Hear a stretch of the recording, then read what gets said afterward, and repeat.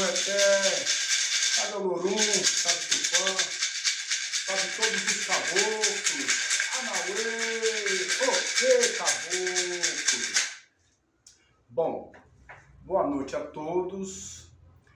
Eu sou o Padrinho Índio, sacerdote da Casa das Matas, aldeia de Umbanda, e vim trazer para vocês um pouquinho do conhecimento que a gente vai adquirindo conforme o tempo, conforme os mais velhos, conforme estudos, em relação à vela.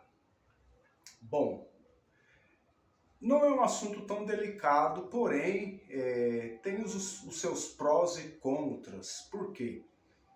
A vela, ela é um objeto que foi criado há muito pouco tempo. Na verdade, a vela foi criada por volta de 500 anos antes de Cristo. Mas aí você me fala, mas isso é pouco tempo? É sim, porque se a gente for tratar da criação da vela para a criação do fogo, aí a gente vai aumentar esse tempo para muito e muito tempo para trás. A criação do fogo fica por volta de 200 milhões de anos atrás. E nossos ancestrais, tanto os indígenas quanto os africanos, eles usavam o fogo. Não existiam velas naquela época. Até hoje se usa fogo nas aldeias indígenas. A vela nada mais do que é uma pequena parte do fogo. Você está oferecendo também o fogo que purifica. Vela é o fogo. O fogo é uma evolução. Por quê? Porque os hominídeos criaram esse fogo.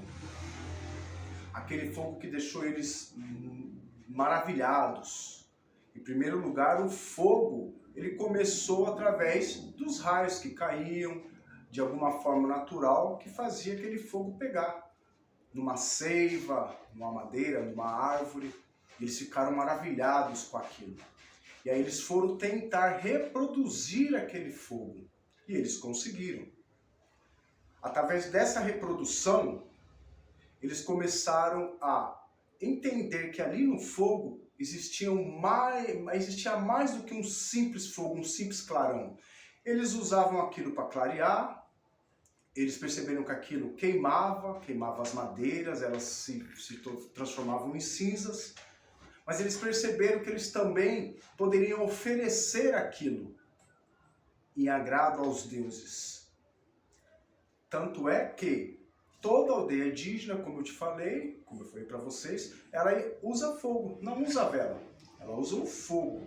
Colocam lá as madeiras, tacam fogo, e esse fogo ele serve como a luz, serve como a claridade, né? Como a ligação entre as pessoas da terra e os espíritos. A vela, ela é nada mais, nada menos que a sua luz oferecida para a entidade ou para o orixá. Quando você acende uma vela, você está pedindo que aquela vela seja a sua luz, que ela te ilumine, que ela te clareie. E mais que isso, a vela também é uma ligação, um ponto. Como se você firmasse ali um ponto de energia que perdura durante o tempo que aquela vela está acesa, entre você e a entidade, entre você e o orixá ao qual você ofertou a vela. Hoje em dia a gente não pode fazer uma fogueira, né? Mas também não seria desastroso isso. Porque, como eu disse, nas aldeias eles fazem isso, em África faz isso. Lá nas aldeias não colocam uma vela, porque eles preferem o fogo, aquela coisa mais natural, aquela coisa mais original, mais autêntica, e tem o mesmo efeito. Então, você oferece vela, quer dizer, você está oferecendo fogo, o fogo da vela, que é o importante, a ligação. Quando eu falei que a vela é uma ligação ali, talvez temporária, é porque o momento da vela, enquanto ela estiver acesa, ali foi firmado um ponto de energia, um ponto de força junto com aquele fogo que simboliza a evolução do homem. É como se fosse a luz que te ilumina, a luz dos seus pensamentos, aquilo que você pediu, ele fica ali naquele ponto de força. Vocês sabem muito bem que existem vários tipos de ponto de força, vários tipos de firmezas. Tem as firmezas que são mais rápidas, por exemplo, uma vela, ela vai durar aquele momento ali. Você acende a vela, oferece a vela, ela vai durar aquele momento. Então a sua firmeza vai ser ali, naquele momento. Tem outras firmezas que são um pouquinho mais complexas. Uma firmeza, por exemplo, de um guia, ali é um pouco mais complexo, porque ali já tem alguns elementos que, fora da vela, ele mantém aquela energia um pouco mais viva, um pouco mais de tempo. E você tem que ir ali, alimentando, cuidando. Já existem também os assentamentos. Os assentamentos, lógico, eles precisam de velas direto. Você tem que manter o assentamento sempre aceso com velas.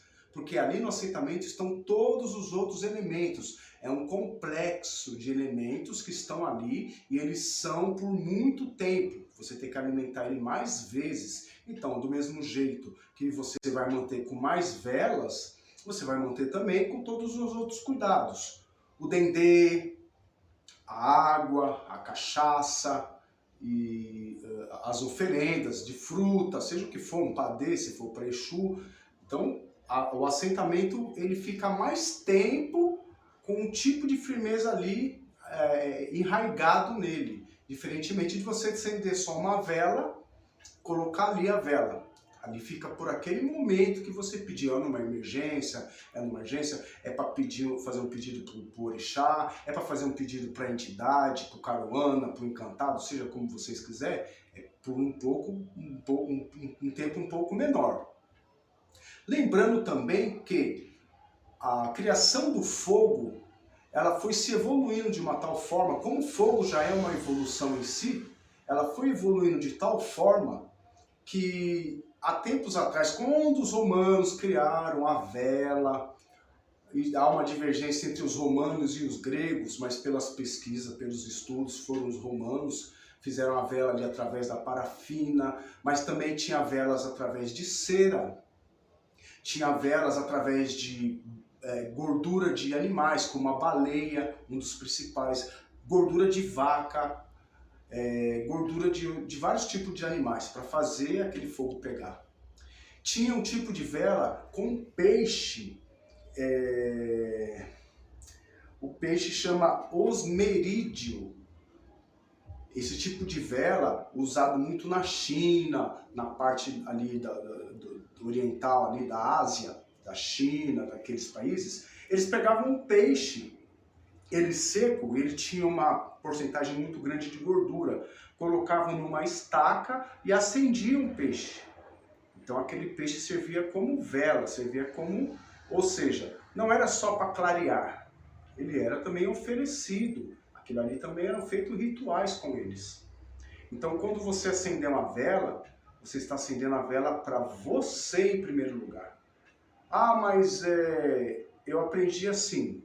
Eu ouvi muita gente falar também assim, a vela, você precisa acender a vela para o teu santo, você precisa acender a vela para as suas entidades, porque sua entidade está no escuro.